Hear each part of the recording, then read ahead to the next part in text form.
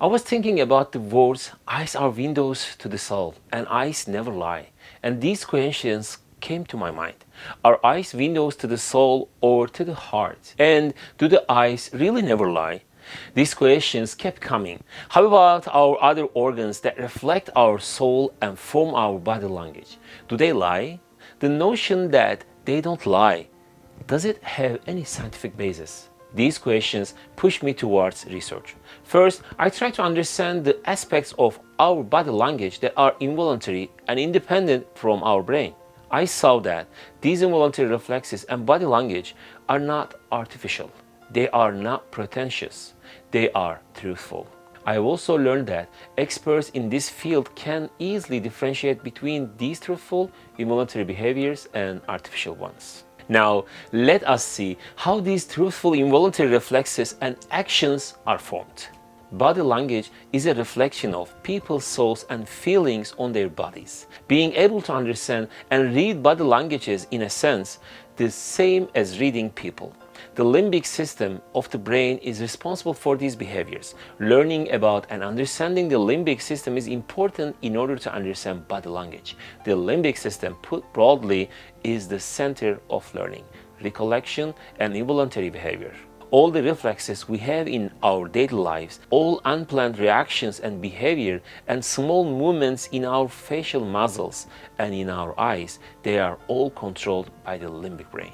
Our fight or flight actions are formed by the limbic system without any active input from us. A stimulus or a change in our mood can cause our limbic brain to make sudden reactions, and these reactions involuntarily reflect on our bodies. This is why our limbic system and its messages are truthful.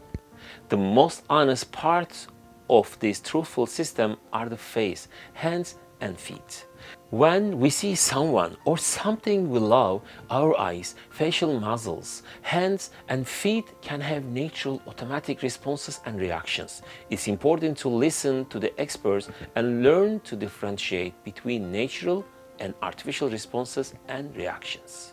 For example, if we are artificially creating a sense of attention by leaning forward a bit, keeping eye contact, and smiling, a careful eye can understand that our responses are not natural.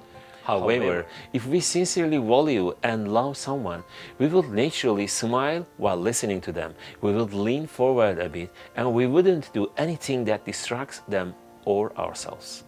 When we speak to someone we love, our behavior is based on the limbic system and is already sincere and natural. If you are careful enough, you can detect fake smiles of a person who doesn't really like you, or you can understand an actor's behavior from real behavior. Experts in body language can easily make these distinctions. During school, you may have realized that the teachers you love show behavior and body language that are loving and embracing. Because of this, our eyes and body language are windows into the soul, and they don't lie. We can quickly understand the love animals and humans feel by looking at their eyes and the behavior they show, or we can see how hateful they are.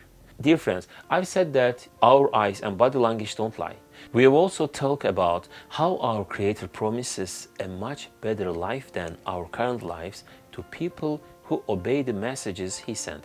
I want to add an important detail to that discussion about body language.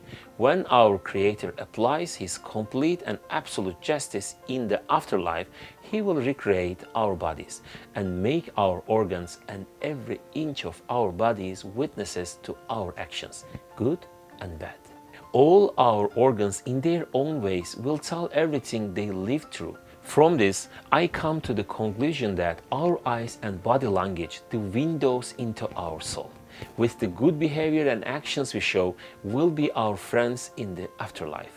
Let's do good with our body language and eyes, the reflections of our soul, so that we can be in peace in both worlds. Dear friends, please share our channel to your loved ones, and goodbye.